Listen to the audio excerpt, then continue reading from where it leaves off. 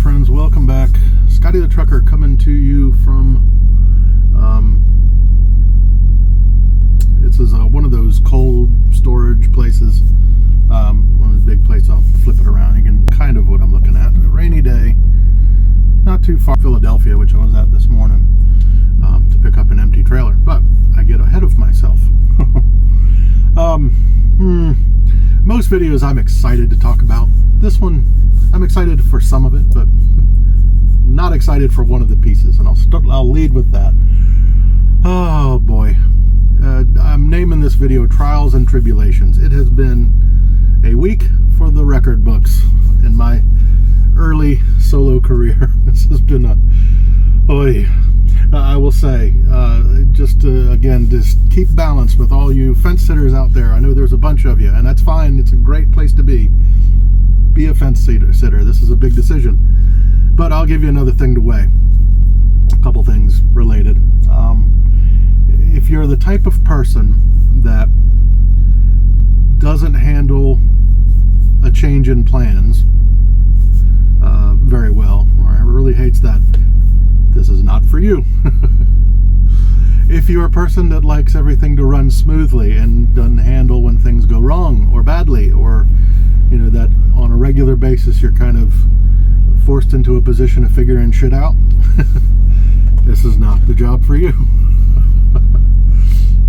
So anyway, how do I begin this? All right, let me get the crappy part out of the way. Everybody who's been watching me for a little while knows my early newbie rookie trucker mantra. You can say it with me, folks. Just don't hit shit. Well, guess who hit shit? This guy. Yeah, I had a nice run, but yeah, I hit something. It wasn't a vehicle, it wasn't a person, nothing disastrous like that, but I hit what we call in the biz a fixed object, otherwise known as a pole, or actually kind of two poles. I had a little pole that was guarding a bigger pole, and I did such a good job of it, I hit both. Now, just to it's going to be hard to give you a visual of what this was, but I was coming out of a receiver, and it was like a side parking lot that I had to come out of the parking lot and then do pretty much a U-turn to get back on the road. They weren't ready for me, so I had to go park on the road. So basically just think a U-turn with a grass median in between. Now, it was a sharp U-turn, not an excuse.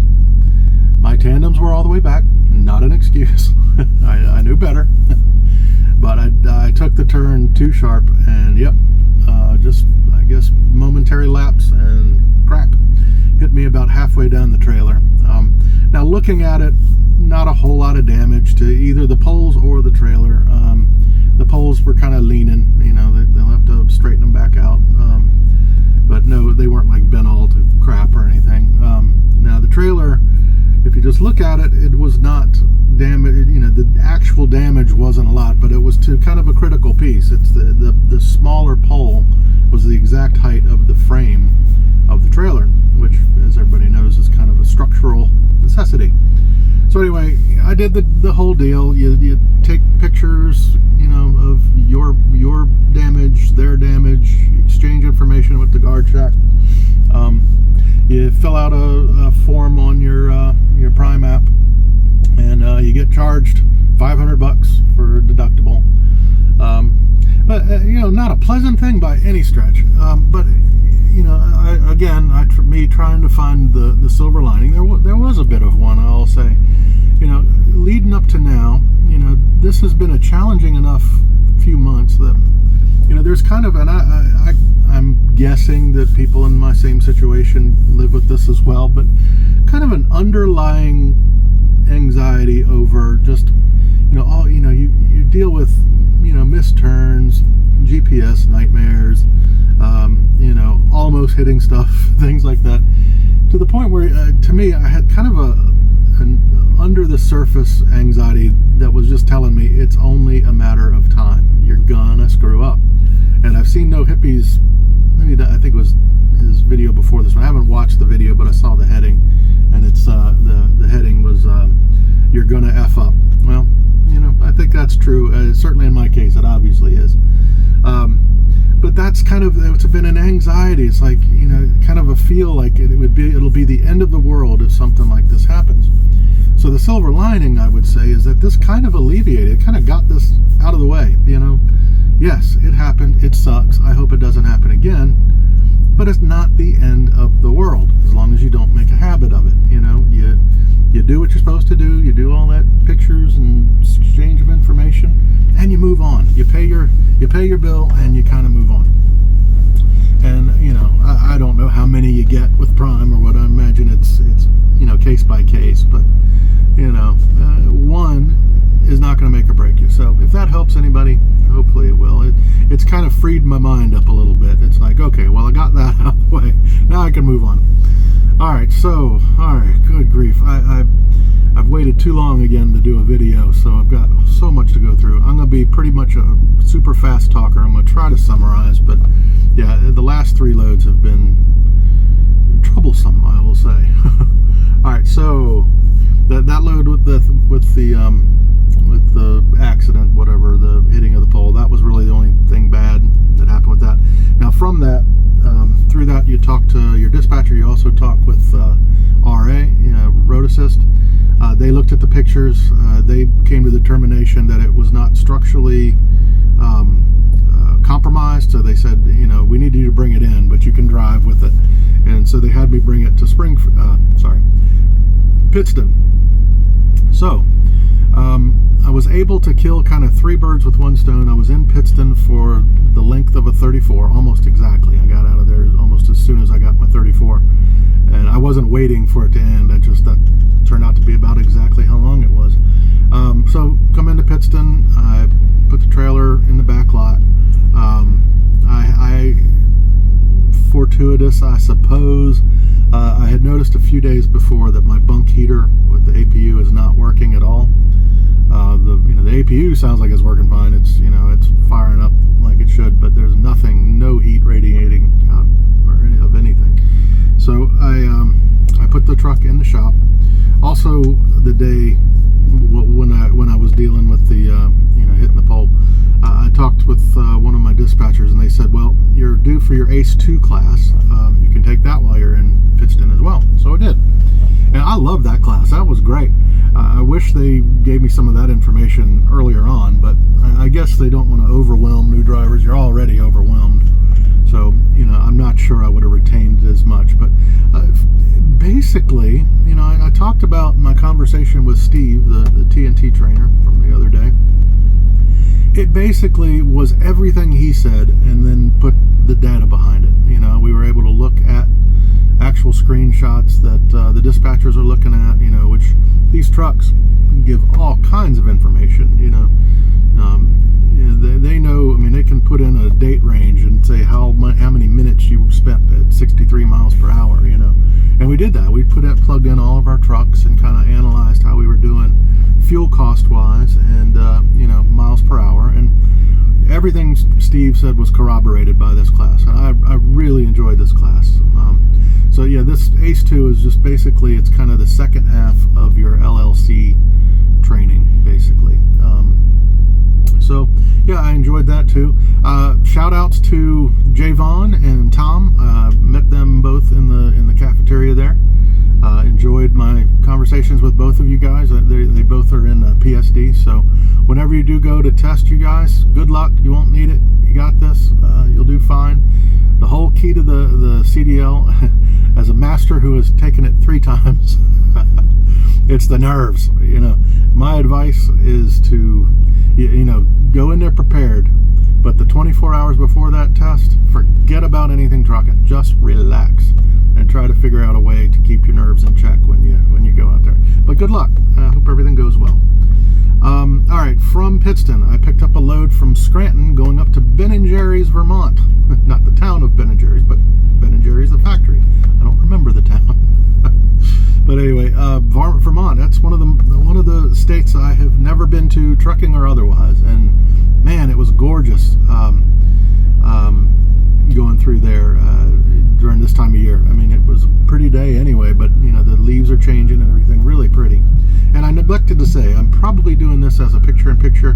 What you're looking at likely is some footage I took almost a week ago, but it was of that trip to not quite that many, 5 days, something like that, going to Vermont. This was Vermont. It might have been a little bit right around the time it went from New York to Vermont, I think. So anyway, same mountain range. Sorry, just checking. I'm waiting on a green light. Still got red. So that load actually went fine. Actually beautiful. Both ends are the type of parking, backing situation you want. I mean, huge parking lots, lots of room. You can do even like a straight line back type thing on both of these. Awesome. So that went fine. As far as I recall, I don't remember anything going wrong there. Now, on the way in, I'm not going to say the name of the place because I have a little bit of criticism for this, so I don't want to put that out there. But on the way in, not for Ben & Jerry's. Ben & Jerry's went well. But right beside Ben & Jerry's, this was like a big industrial park with several companies with the big warehouses. And right next to Ben & Jerry's, there's another one. And again, I'm not going to name the company. This particular location I have no beef with whatsoever. But as I was getting about to unload, I got my pre-plan for my next load, which was very close. In fact, at first, it was the same name as the place right next door. So in my immediate reaction, I was like, oh my gosh, this is like, I could throw a stone at my next 01, but once I was all done, I noticed that it had like an 8-mile trip to get to the 01. So, okay, well, so anyway, I figured, okay, there's another one of these locations. So I head on with Qualcomm. It takes me to right where it says to turn. The turn is into a very tight neighborhood with signs all over it saying no trucks, no trucks, no trucks, 25,000 pound limit, that kind of thing. So can't do that. So I bail and head forward, and nothing in that strip looks anything like a warehouse with docks and stuff like that. This was basically like a main street, which is a nightmare. I hate whenever I hear turn right on Main Street. Main Street is the kiss of death. But anyway, so I saw nothing there, and you're in a semi, you can't just bust a U-ey, I had to do kind of a 5-minute loop around, and I wanted to get another pass at it, thinking it's somewhere maybe before the turn. Maybe I missed it. And by the way, both my Qualcomm and my Rand McNally took me to the exact same spot. Exactly. It's one of the few times they agreed. So I wrapped around again, and nothing. There's just not there. There was one big building there, but it was clearly not the place that I was going to. It was named something completely different. So I begin my country road loop again, but I pull over and call dispatch. I didn't have the number for this facility on my documentation. It just had all zeros for the phone number. So I called dispatch and I said, can y'all run this address again? There's nothing here. There's a neighborhood and nothing but farmland behind it. And so the dispatcher looked. He's like, I'm pinging off a couple big buildings there. It looks right. And I said, I understand that the Qualcomm doesn't necessarily always drop you right at where you need to turn, but there was nothing for 100 yards before or after that was even resembling this. So anyway, time passes. I'm on the side of the road. I get a message and a phone number. Call this number. This is the number to the facility, and they'll help you out. So I did. I called them. They gave me the address to the place right beside Ben & Jerry's. So I was like, that's it. It's just a mess up with GPS. It is the location that I originally thought it was. So I go back, and by the way, these are like on the other, not a huge town or anything, or a huge city. It's a large town, I guess. But anyway, I crossed back across, did my loop, then went across back very close to Ben & Jerry's. And I go into, this place has like 3 different parking lots for trucks, and I went into one. I went into the office. They said, nope, wrong one. You need to go around back. So I did. Drove around back, went to the office associated with that one. This lady said, she took down my PO. She's like, "You're at the wrong location, sir. You need," and she gave me the address that was on my Qualcomm, and the address given by Prime to get there. And I was like, I just came from there. I actually went by there twice, and there's nothing at that location on that street. And she said, "We get this a lot. It's well before where it's probably telling you to stop." She said, "There is a McDonald's. You need to turn as soon as you pass McDonald's, go up the hill. You'll see a car dealership." And I immediately said, "It's a Ford dealership. I saw it on the way in there." I said, I know that turn. It was not the street that either one of the things said this place was on. It was not the street that Prime said it was on. Anyway, so I cross back across the town. I take the turn. I go up the hill, and there's this facility, nothing like the one by Ben and Jerry's. Ben and Jerry's looks like a Walmart, distribution center, huge place. Not the Ben and Jerry, but the place beside it. This place was like, it looked like maybe an old, red brick factory, kind of dilapidated. Anyway, it had a sign literally this big beside the turn that gave the name of this place, and I just happened to be I try to read all the signs, but this one was hard. It would be easy to miss, but I happened to catch it, so I turned in there. Another beautiful parking lot. loads of room. The building wasn't very big, but it had loads of room on the parking lot. Now, I'm going to buzz through this kind of quickly. I eventually get a door. Everything goes fine until time to go. This was not going to be a very big load. It was pretty small to begin with. But when it came time to pull away from the dock, and I looked in there, not on pallets, just boxes stacked to the ceiling, but only like a wall of them at the very back of the trailer. A 53-foot trailer, and it was virtually empty, other than at the very back end there was some boxes floor to ceiling. And anyway, I looked at I didn't check the weights or anything, but it seemed odd. But anyway, I knew it was a small load, and I knew the pounds more than that. So anyway, I close the doors, I seal it, and I pull over to do my depart call. And I do the depart call, and the person doing the depart call, she's like, "Man, where's the rest of your load?" She said, "That's less than half of what the order was." I said, "It did look small." So anyway, I said, "You want me to run back in?" And she said, "No, I'll call the shipper."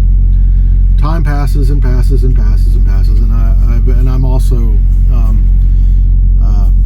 texting with dispatch back and forth, just keeping them posted. I eventually was like, I'm just going to go in there. I went in there and tried to track down whatever they call a manager. Again, I haven't said the place. I'm not going to, and I'll be kind of vague. I don't want anything to trace back to, anything that would hurt business for Prime or anything like that. But this was unlike any facility I've ever been to. There was every employee came out like every 20 minutes and hung out in the parking lot for like a break. Literally every 20-25 minutes. I won't say there was an aroma floating in the air. Very interesting one that I haven't really experienced much since college, but there was that aroma, and and later on when I went back in, there was a strong alcohol kind of smell of this place. These people, I think, enjoy their work. We'll put it that way. But anyway, neither here nor there, kind of. But anyway, I go in there. I track down the guy that seems like a manager, somewhat like a manager, and I told him this is less than half of what it was supposed to be. And he went and checked on it. He came back and confirmed. He said, "Yeah, it looked funny when I put it on there. A 53-foot trailer with just 196 boxes." And he said, "I'm not sure what I can do about it." He called his manager. Apparently there was nobody at this facility with any authority. So he called, got somebody on the phone, and was on the phone forever with them. But eventually he came back and said, "We have no other boxes to put on there. We do see the weight difference, but there's really nothing we can do." So I relay that back to dispatch, let them know. And they said, "Okay, get back to you." And time passes, time. To the point where, again, I'm in a situation where the 9D became impossible to make that appointment. It was too many hours needed to get there, and rest break and all that, so no notified them of that. Eventually, they gave me the green light. They said that they finally got in touch with the receiver, and they said, just bring what you got. So, I do. I head out, drive through most of the night. I'm trying to remember. Anyway, the next thing was the receiver. Nothing went wrong with this one, but I won't mention who it, mention what this one is either. But anyway, I get to this place, and it's another huge factory, warehouse type place.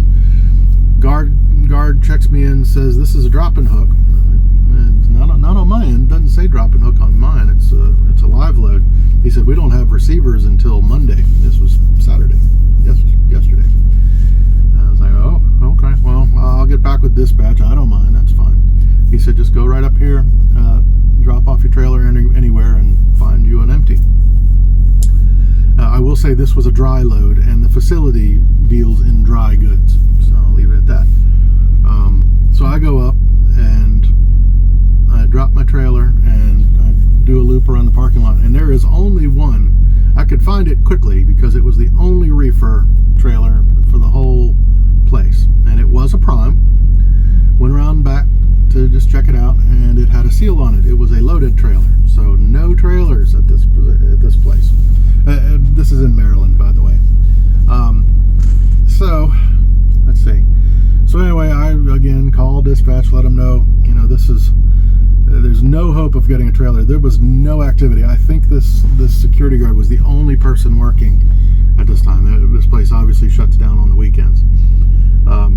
So I told him, where should I go? Do I leave? There's really no hope of waiting around. Kind of like at Walmart, I waited around all day, and eventually one became available. Nothing was happening at this place, and unlikely to get a Prime reefer, because there was only one other at the whole place. So anyway, I said, well, there's a whatever you call it, a travel plaza like 10 minutes up the road. I'm going to go ahead and head that way, while he works on, the logistics of what to do next. And so I was heading there. Now, this was more than a travel plaza. This was one I really enjoyed. This was a Maryland house. Not for any particular reason. This wasn't the place that has that fresh-in restaurant, but just I like these travel plazas, these state-sponsored. It's kind of the mix between a truck stop and a rest area. Real big place with a food court, and it's more or less, I just like sitting and unwinding in a place like that. The food's usually decent. It has a food mart and a gas station outside, and the prices were fairly reasonable last time. But I think I did a video from Maryland House, and I really liked it. I pulled into a parking space, and about ready, I was gathering my stuff, and I was about to head on in, and as soon as I did, I get my pre-plan for the load I'm on right now. And basically it meant, and I think I had 3 hours on my clock, and it meant to take this load, I had to basically jump in the seat right then. I mean, literally every minute counted to get to this 01, on time. But anyway, I did so. I said, yep, it hurt. It's just, I don't mind switching gears, but I had parked. I was ready to kind of be done for the day, grab a good meal, relax a little bit, but that's trucking. So anyway, I ran to, this was an Americold facility last night around, got there, it was about an hour and a half drive, got there about 7, and got checked in, went into the office, and they said that this load was canceled this morning. You need to call your dispatch. I'm like, great. Nothing is going right this week. So I call. I get told by dispatch, we'll confirm with Walmart, that this is indeed canceled. Why my word and the word of the person at this particular place doesn't count, but I guess they have to get some kind of official word. But that took hours, 2-3 hours, something like that, to get the confirmation of what the person there told me. It's canceled, and it was indeed canceled. Now, the person at the window had said, we may have another loaded trailer here. Just call dispatch and get another pickup number, and you might be good to go. So that was my hope.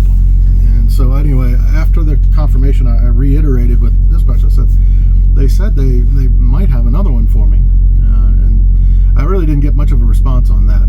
I just got hours, enough for a 10. I went ahead and went to bed. I didn't think it would be 10 hours. I figured I would hear something sooner than that, but I didn't. I got my 10-hour reset there, and soon after I get a pre-plan for, actually I said earlier this load. It was kind of not this load. This was the new load, and this was again another hour and a half back in the direction I came from. Actually, New Jersey was where this was. Oh, I don't want to mess this up. Hold on, I'm confusing myself. From there, New Jersey. Yeah, I'm confusing myself. Anyway, I think I'm missing a step here, but that's okay. You're getting the gist. Today has gone fairly uneventful. I was sent to, on this load, yeah, that's right, that one canceled. No, they sent me to another place. Man, 50-year-old brain, it's not working. Anyway, I'll just say what I'm on now. I had to go to Philadelphia, kind of not exactly downtown, but pretty close to it. It's in the city. Philadelphia, pick up an empty, just pick up an empty from a facility. It was the closest one. And then, yeah, okay, sorry, addle-brained. Take that another hour to get to the 01, which is where I am now. And this one's going pretty well.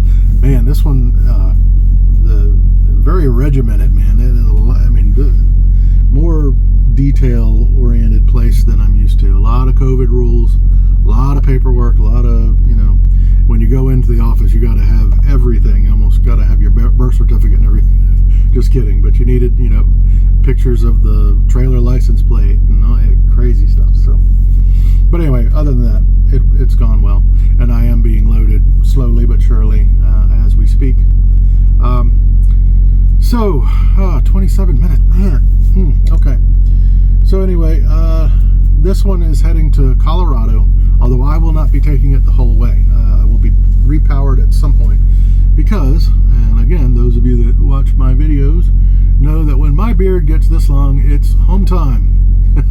I do not shave except on the day before. Well, I shave during home time, but I make sure I shave the day before or the day of me leaving.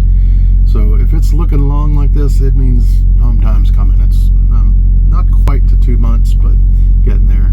It's kind of been roughly my average is 2 months out, and then I try to take 10 days off.